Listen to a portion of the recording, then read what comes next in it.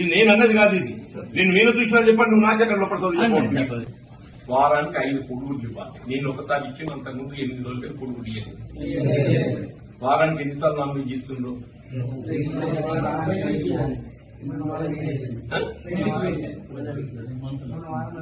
మొన్న వారం పెట్టలేదు. అదే ఈ మనసులో ఒకసారి ఇచ్చారు, అది 40 రావుందా తర్వాత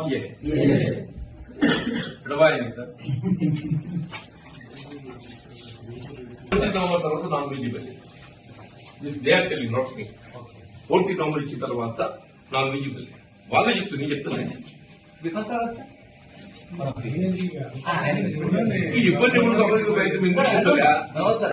నెక్స్ట్ వీక్ అంటుండి ఇచ్చేది.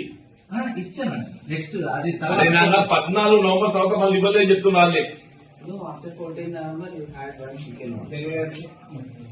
వాళ్ళు చెప్పిన వాళ్ళు మనుషులు, మనమే కాదు మనుషులు, వాళ్ళు కూడా మనుషులే.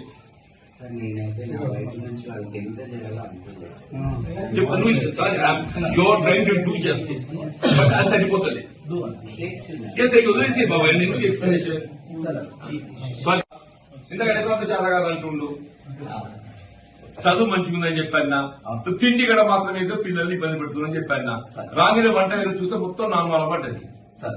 నాగిన వంట ఏదో చూస్తే 2 గిన్నెల వండి 1 గిన్నెల వండి చూస్తుంది, మొత్తం నాన్నమాల పడ్డది.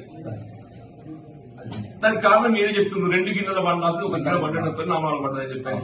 వాళ్ళ పిల్లలు కూడా అదే చెప్తున్నారు. అదేమైతే అరగది, ఇండైజేషన్, కడుపు నొప్పి, ఈరోజు పొన్న తెచ్చిపోయింది. మనం కోరుకోము బాబు, జరిగి చెప్తున్నా.